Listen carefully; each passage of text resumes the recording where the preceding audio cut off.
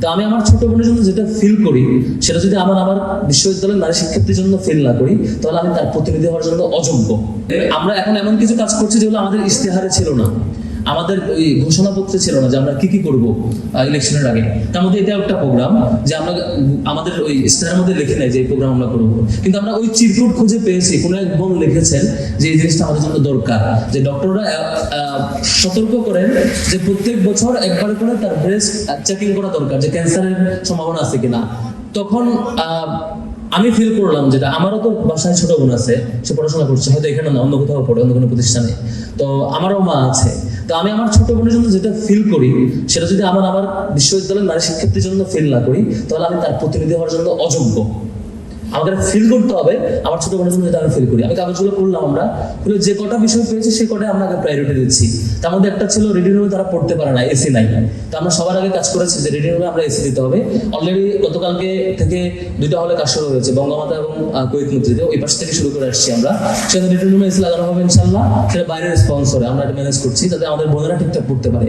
দ্বিতীয় আরেকটা হচ্ছে সিকিউরিটি বক্স বসানো, কার্ড পাঞ্চ করে আপনারা ঢুকতে পারবেন, ওই বারবার হ্যারাসমেন্টের শিকার হওয়া লাগবে না। আপনার ওই যে গেটম্যান বারবার চেক করবে আপনি কি ছাত্র না, আপনি কি বাইরের আবাসিক না অনাবাসিক, এই চেকিং করা লাগবে না। কার্ড পাঁচ করবেন বা ফিঙ্গারপ্রিন্ট দিবেন বা ফেস রিকগনিশন ঢুকে যাবেন। সেটাও ওই 2টা হল দিয়ে শুরু করছে, ওই পাশ দিয়ে। সরি টু সে, যেহেতু ওই 2টা হল বেশি বঞ্চিত, ওই পাশ থেকে শুরু করে আসছি। তো আমরা ওগুলো কাজে লাগাচ্ছি যেগুলো আমাদের ইশতেহারেও ছিল না, বাট আপনাদের চিরকুটে ছিল।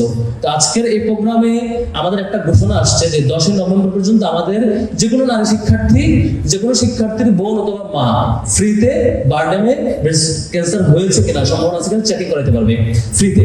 প্রাইমারি চেকিংটা ফ্রিতে করাবেন। আমি আজকে রিকোয়েস্ট করবো, আমরা 1 বছর এই চেকিং এর মধ্যে খুশি হতে চাই না।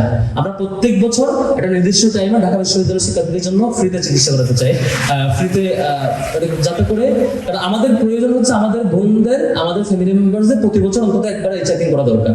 তো আমার যে ইউনিভার্সিটির শিক্ষার্থী এখানে থাকে তিনি বারডেমে নিশ্চয়ই ফ্রিতে চেকিং করবেন প্রতি বছর, অন্তত নির্দিষ্ট একটা সময়ে, 1 মাসে। এটা ওনারা এগ্রি করবেন আশা করি। এটা আমার পক্ষ থেকে, বোনদের পক্ষ থেকে আপনাদের প্রতি আমার একটা রিকোয়েস্ট আর কি। আর হচ্ছে আমাদের বোনেরা আরো অনেকগুলো সাজেশন এরকম দিয়েছেন, আমরা চেষ্টা করছি। এখনো যারা বলতে পারেন নাই বা সে সময় চিরকুটে আসে নাই, আপনারা একটু আমাদেরকে লিখে হোক, ইনবক্সে হোক বা কাগজে লিখে ডাকসাথে আমাদের ওখানে দিয়ে যাবেন। যা পরামর্শ দেবেন আমরা চেষ্টা করবো আমাদের বোনদের জন্য সর্বোচ্চটুকু চেষ্টা করার এবং যতটুকু সম্ভব। আজকে এখানে খুব বেশি কাজ হচ্ছে না, এখানে মূলত হচ্ছে প্রাইমারিলি হয়তো কিছু আপনাদেরকে সতর্ক করবে, কিছু ইনফরমেশন শেয়ার করবে যেগুলো হয়তো কিছু আপনি জানেন, হয়তো জানেন না।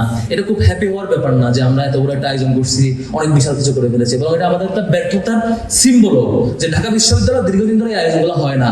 আমাদের বোনেরা নিজেদের প্রবলেম নিয়ে নিজেরাই বাসায় বসে থাকেন, রুমে বসে থাকেন, তিনি কাউকে জানাতে পারেন না, সেই প্ল্যাটফর্মটা নাই। এটা আমাদের ব্যর্থতা। বিশ্ববিদ্যালয়ের দিক থেকে আমাদের এটা একটা নেতিবাচক দিক যে আমরা সেই আয়োজনটা আমরা এতদিন করতে পারি নাই। তবে আমাদের ম্যামের সাথে কথা বলেছি, ম্যামও বলছেন যে এই আয়োজন না শুধু, এর চেয়ে আরো বড় পরিসরে আমাদের আয়োজন অব্যাহত থাকবে, ইউনিভার্সিটি আমাদেরকে কোঅপারেট করবে, আমরা ইনশাআল্লাহ সেটা অব্যাহত আমাদের আয়োজন থাকবে।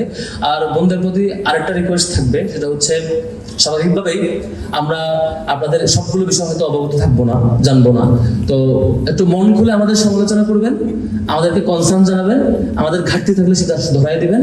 আমরা যে পরিমাণ সময় আমাদের হাতে আছে, আর 8 মাস বা 8.5 মাস, 10 মাস সময় আছে, 2 মাস তো প্রায় শেষের দিকে, এই সময়ের মধ্যে আমাদের সর্বোচ্চটুকু সুযোগ বা চেষ্টা করে আমাদের যে বন্ধুরা সবচেয়ে বেশি বঞ্চিত, যেসব বিষয়ে বঞ্চিত, যেসব বিষয়ে সেবা পান না, অপশন নাই তার কাছে, সেই সবটুকু বিষয়ে আমাদের যতটুকু সম্ভব এক্সটার্নাল রিসোর্স, সেটা দেশীয় হোক ইন্টারন্যাশনাল হোক, সেই রিসোর্স নিয়ে এসে আমরা কাজ চালিয়ে যাবো ইনশাআল্লাহ।